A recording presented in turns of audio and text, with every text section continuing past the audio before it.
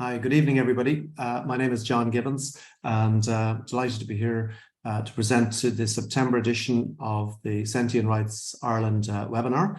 And my talk is called At War with Nature, and I've subtitled it The Roots of the Global Climate Crisis.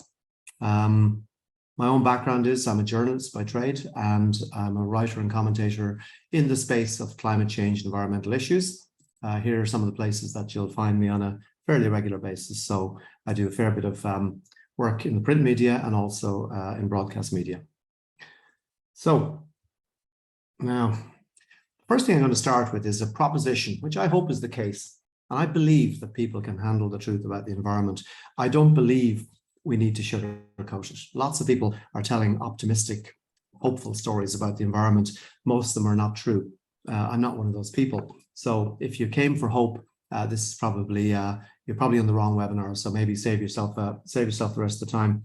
I'm interested in realism, and I'm interested in an honest assessment of where we are, where we need to get to, and the nature of the conundrum that we find ourselves in. So we'll start with the science bit, if you like. We know that we're very, very close to some of the upper boundaries that scientists have warned us about, this so-called 1.5 degree tipping point. We're currently at about 1.2 degrees. Now, I don't want to overburden a seminar like this with science, because the point about climate science is it's actually pretty complex on the one hand. So I don't want to go into too much of this, but I want to offer instead a simple way of thinking about this complex subject. And it's this little graphic here, okay? So here's a simple explanation for climate goals. Starting from left to right, how much pain do you want to endure? How much pain are you prepared to have inflicted upon yourself and upon others? We're already in the realm of pain. And the question is, the longer we leave decisive action, the more pain we expose ourselves to. And I think that's very important to understand. We're no longer in a position where we're going to get out of this pain-free, that's for sure. Already hundreds of millions of people are suffering climate effects, but it's spreading rapidly, and it's certainly heading for us too. Again, important for context to understand the really crazy wild times we live in. What we're looking at here, this is basically a 12,000-year look back at global average surface temperatures. And what you notice about them is how incredibly stable they've been over that period. These are average surface temperatures, and you notice obviously in the right-hand period, it has upticked dramatically over the last period. Now, we're currently at, as I said, about 1.2 degrees. Now, if we roll the tape forward into the 21st century, this is what it looks like. This is the threshold, the 1 degree threshold that we've never passed in 12,000 years. So we roll the tape forward into the 21st century. If we're incredibly lucky, we get a low climate sensitivity. Most likely, we'll end up somewhere in the middle. And if we're not so lucky, we get what's called high climate sensitivity. And if you look over in the left bar, you'll see that this equates to the global temperature, surface temperature, increasing by anywhere between 3 and 5 to 6 degrees centigrade this century. Okay, it's important to stress that these are changes on a scale and at a pace that there is no analog for anywhere in the climate record in millions of years. Earth systems have never changed this rapidly in any time frame relevant to humans. I think that's probably important to say. And it's also, I think it's good to just reflect on that chart for a second. And as I say, if you look to the right, you'll see the 4 degree threshold. And there's a reason I flagged that. I want to show you a very short video on what a 4 degree world means, because 4 degrees doesn't sound so bad, you know, like what's the difference? 4 degrees sounds like the difference between, 20 degrees and 24 degrees. Okay, but that's not how it works. So this is a short video that we'll have a look at, and you can see for yourself. Above 4 degrees, we're looking at a vastly different planet. Ice has vanished from both poles, rainforests have turned to desert, and rising seas reach deep into continents. Populations move to the newly thawed regions in Canada and Siberia, but even here, summers may be too hot to grow crops anywhere but the coasts. There's nothing to buy, and producers have nothing to sell. Migrants force their way into the few habitable places left on Earth. Racial conflicts and civil wars are the inevitable outcome. When temperatures were last at this level 55 million years ago, Alligators lived in the Arctic, Spain was a desert, and mangroves grew in England. All of this followed a sudden burst in global warming. It may have been caused by methane hydrate, which forms under the sea and can escape with explosive force when oceans warm up. Methane is a greenhouse gas 20 times more potent than CO2. A huge eruption would make the chances of us avoiding a 5-degree rise extremely remote.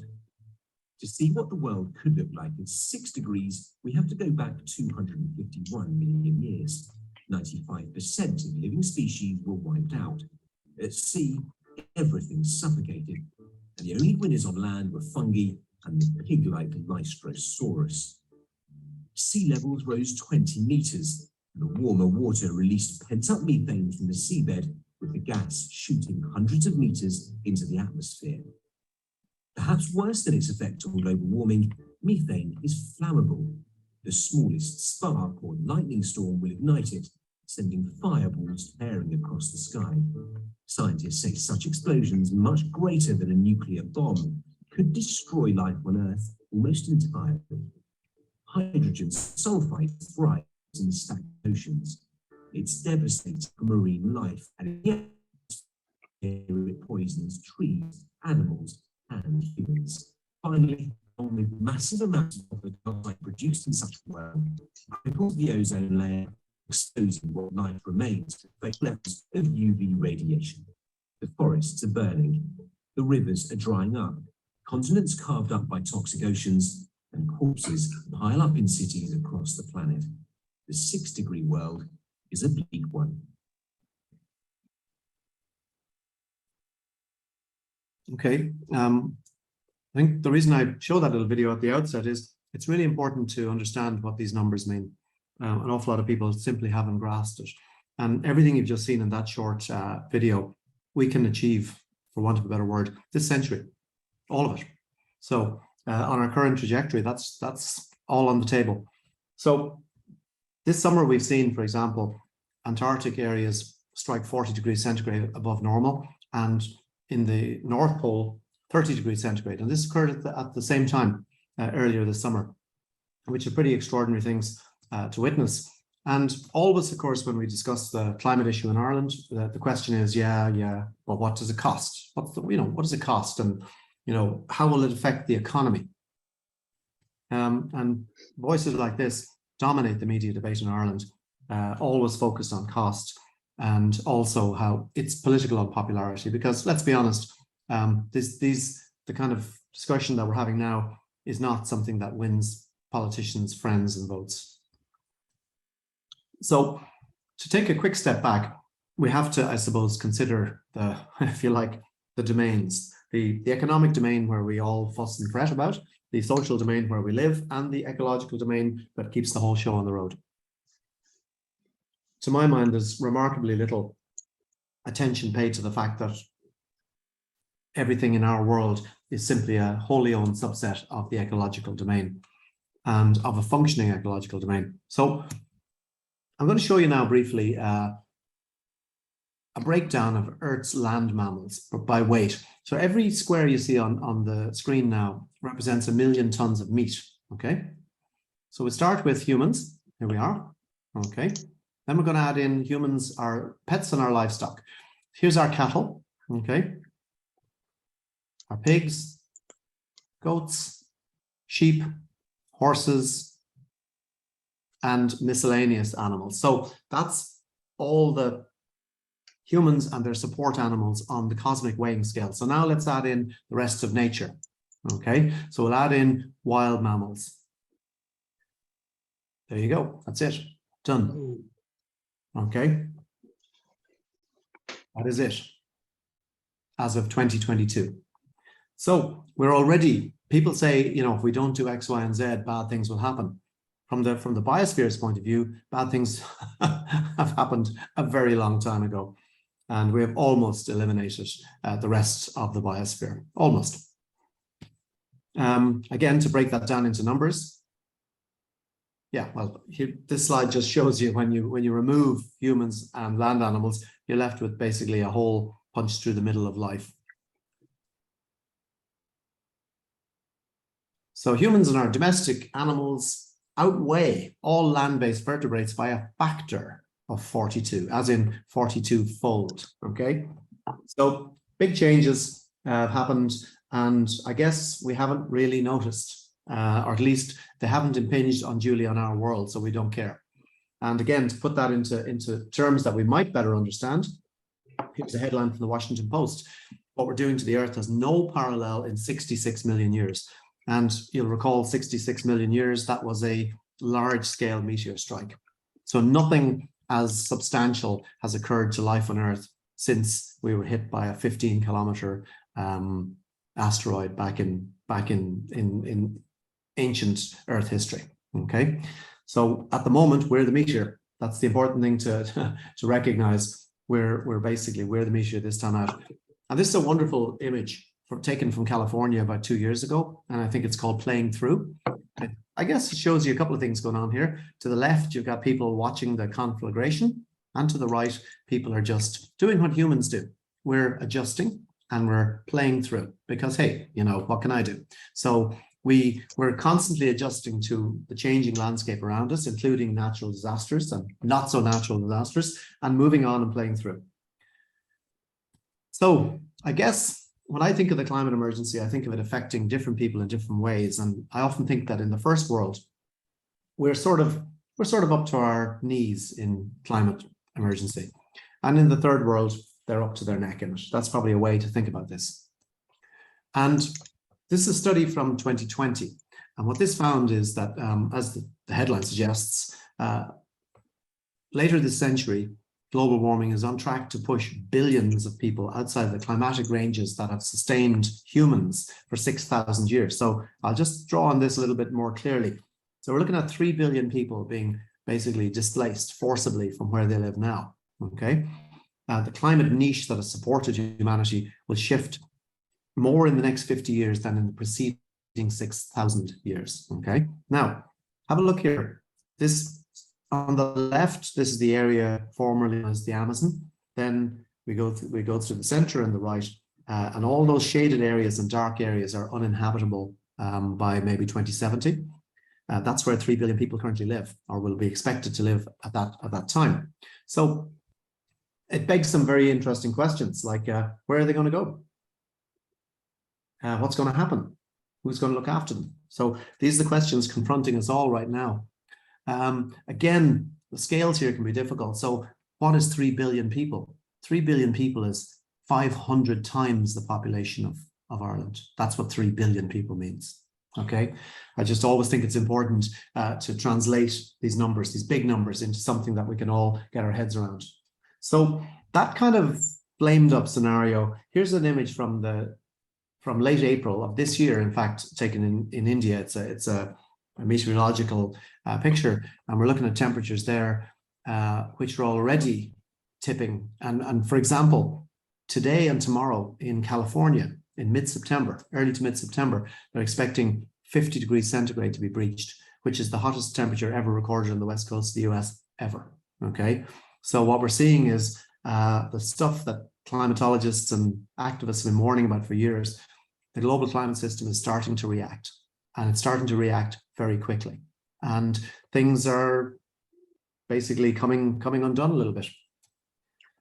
So the heat wave that we saw in India earlier in the year, it's been described as testing the limits of human survival. And they say each summer in India is a fresh roll of the dice on whether a freak event will occur that leads to a vast number of deaths. Yep, somebody's just made a run for it. I don't blame them. So now, bringing the kind of India-Pakistan image up to date, this is a press clipping from earlier today, where currently Pakistan, 1/3 of the country is underwater. So you go from a unprecedented heat wave to unprecedented flooding. And unfortunately, this is the world that we now live in, where we lurch from one climate extreme to another. But the common denominator is extreme. That's what all these things have in common. So what all this might look like, according to the United Nations, we're looking at potentially 1 billion climate refugees or migrants, if you like, by 2050. That's 27, 28 years out. 1 billion climate migrants. That's the high end of the estimate. There are lower estimates. And I suppose this particular image is actually from 2021, and I kept it because it's quite interesting. And what it shows was that these absolutely off the charts events were happening in 3 continents simultaneously. And this is when you know something is going on far above the level of weather, right? We've always had weather, we've always had extreme events, but we now have our climatic destabilization and reconfiguration. And what I mean by that is the climate appears to be moving into a hotter phase, okay? We appear to be exiting the last 10,000 years of stable climate, and we're moving into a different phase. And that's not necessarily good, by the way. I know we like a little bit of heat in Ireland, but not really. So again, to put that into language that we can sort of relate to and understand, the report, a UN report earlier this year, and again, the warning is that we're on track towards an unlivable world. And as I've just outlined, you can see why this is not hype. It's funny, actually, despite this, the way we experience hot weather, especially in Ireland and Britain, looks something like this. Yay. It's the hottest summer ever. 27 degrees, and we'll be warmer than Italy. 4 more record-breaking heat waves to come this summer. This is actually early in the summer. And they do say, mind you, that they're proud to love animals, so there's something. But this is how we report on an experience extreme weather in many respects, particularly in traditionally cooler countries like Ireland. We kind of see it as, well, you know, hot. Hot is good. And I guess that's the way we've been brought up to think, and understandable in many respects.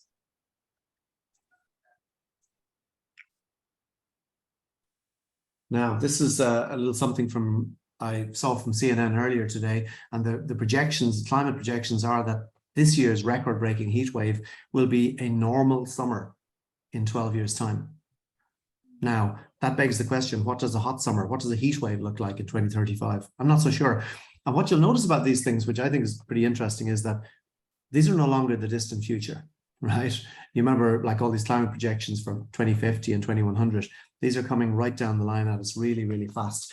And I think that's important to keep in mind, this notion that these are distant thunder. And I'm going to show you now what I call a tale of 2 heat waves. Okay, 1976, when I was at Chisler, and 2018, which we'll all remember from yet another extreme summer. So let's have a look. This is 1976, okay? Have a look at the chart along the bottom. It runs an anomaly chart from -5.5 to +5.0, and the red dots indicate above average temperature, and the blue dots indicate below, and the purple dots far below. Now, as you can see, Ireland, Britain, bits of France, bits of Spain had a beautiful heat wave in 1976, and people on this call, old enough to remember it, will remember the heat wave of 1976, okay? Now, here's the heat wave of 2018, okay? Again, as you can see, Ireland and Britain, lovely heat. You can notice now the heat wave extends over pretty much all of Europe, but now have a look around the map. And if you remember, if you look at the bottom scale, the anomaly is no longer +5.5, it's now +6.2. So the whole climate system has shifted effectively in 40 years. It has lurched and changed condition, okay? So let's just back that up again and have a look at it again, okay? 1976, 2018. Now, scientists in 2018 took the 2018 heatwave data and overlaid it with current global warming trends and mapped it for 2070 to see how we'd be looking a few decades out. And this is what we ended up with. Okay, so don't ask me what that would look like to live in, but it's not great anyway, suffice to say. But again, important to understand these things. And this is the direction that we're heading. This thing called RCP 6.0 is not a worst case scenario, in case you're wondering. The worst case scenario is RCP 8.5. We're currently tracking RCP 8.5. This scenario assumes that we take some actions, okay? So now this is a chart. The next chart is from an insurance company actually called Munich RA, and they track what they call natural disasters, a slightly unfortunate term. And here's the track from 1980 to 2019, so a 40-year window. And in that time, the number of so-called natural disasters have gone from slightly over 200 to over 800. They have quadrupled in 40 years, right? Now, this again, consider this to be the seismic evidence of the shock waves of our altered climate changing. And all the vast amounts of additional energy that have been put into the system is manifesting itself as hydrological emergencies. What's a hydrological emergency? That's basically flooding disasters, sea level rise, and so on. Meteorological, climatological, and even geophysical has increased somewhat, which earthquakes and so on, but not so much. And now, some people, as I say, like it hot. This is a statement from our Ben Taoiseach a couple of years back, where he reckoned that warmer winters could be a positive thing in Ireland because it means less heating and fewer deaths, and it was certainly a view. He was criticised for putting that view, and I think he kind of walked away from it once maybe he'd had a chance to reflect on it. So again, probably don't want to dwell on this too much, but basically 4 degrees, 5 degrees, 6 degrees, these are all really bad places, and we just don't want to be going there. Now, at this stage, I know none of us here appear to be under the age of 30, so I think I'm safe to say. So I don't, often when I give these kind of talks, people are concerned about, upsetting people's mental health and all that kind of thing, and I do understand that. But I include this slide to see what you think. The argument goes that, particularly activism arising from anxiety has been found to actually lower mental health symptoms among young people. What they're most afraid of is inaction, and especially the adults, our generation, doing nothing about this disaster. So I think rather than being concerned about people talking about climate change, we need to be concerned about people not talking about climate change and people not doing anything about climate change. So here's a couple of slides, see if anybody knows what's going on here. Any takers?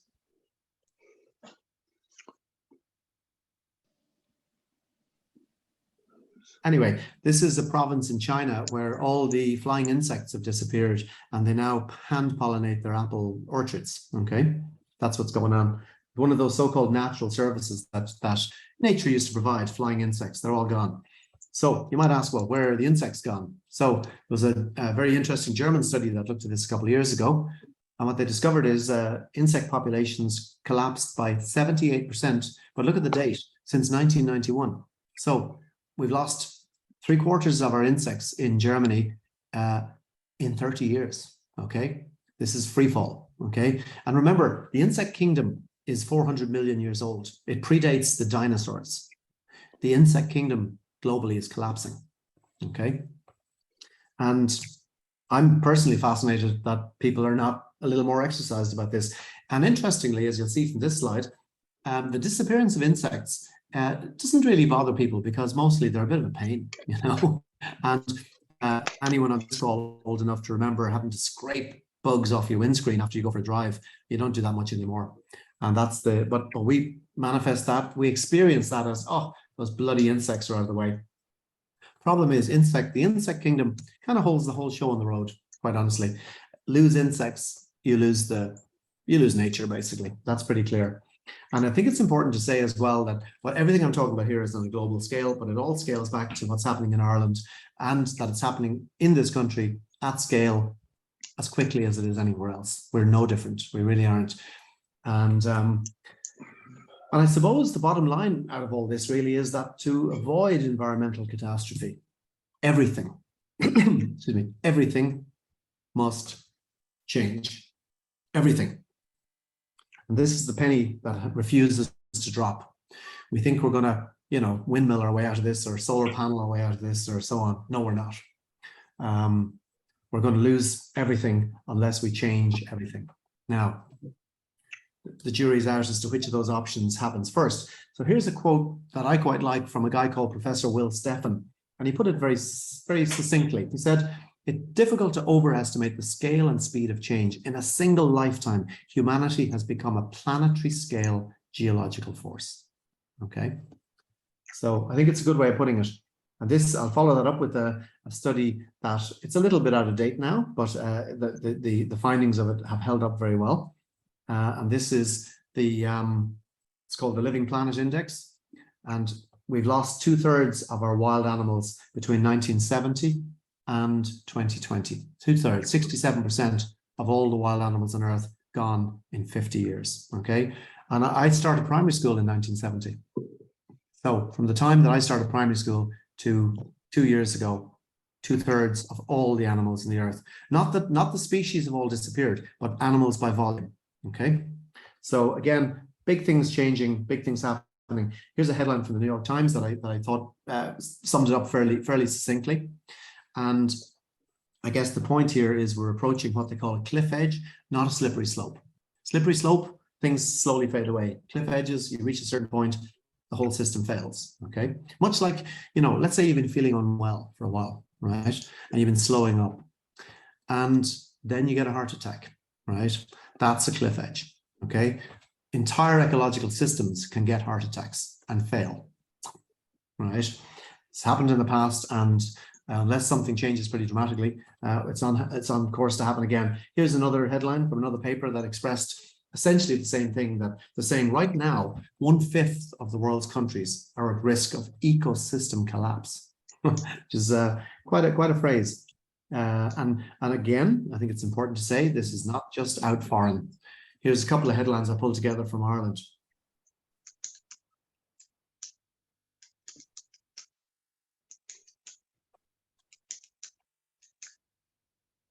Okay, sorry, there's something clicking there. I don't know if you can hear it. I know it's on the line.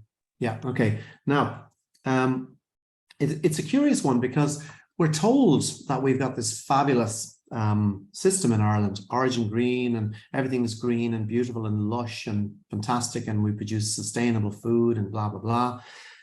Okay, that's what we're told. That's where the marketing money is spent. And this is the Natura 2000 survey. And what it found is the redder the country, the lower the ecological integrity. So see if you can spot Ireland in that particular map. Okay, so for those who tell us that we're Origin Green and we're a uniquely green and sustainable country, just feast your eyes on that particular chart. So I suppose I sometimes think of all this as something of a zero-sum game, if I can put it that way. And I'll explain what I mean by that. This is a double-headed chart. On the left, we're going to track extinctions, and on the right, we're going to track human population, okay, running from 1800 to the present day, more or less, okay? So the purple line is human population rising towards 8 billion, and the green line is extinctions. And these are total species extinctions. Again, it's heading now almost in a vertical direction. And the connection, I mean, there's many factors, by the way, driving the climate emergency, but certainly the pressure of billions of humans have put on the ecosystem is certainly one of them, one among many. Consumption and so on are probably even more pressing.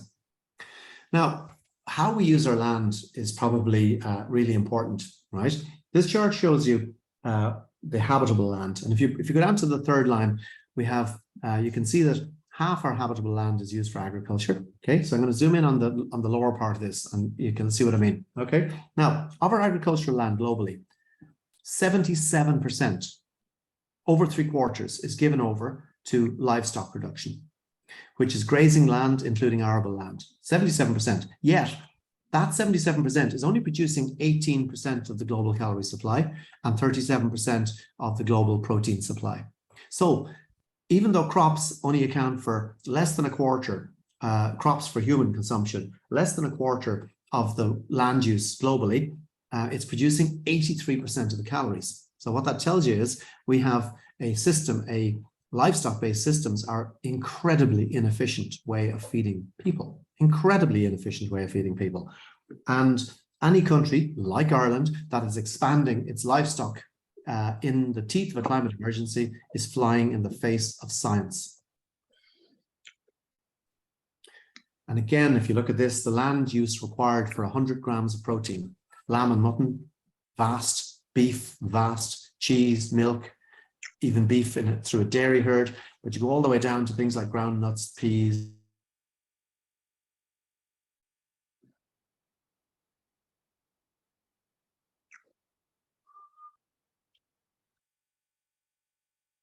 We use a lot of land to produce relatively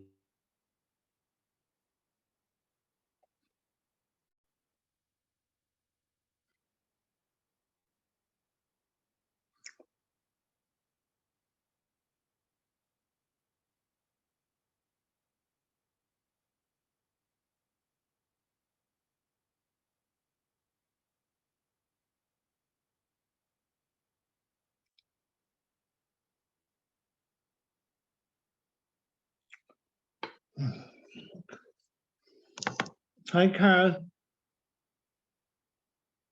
Can you hear me?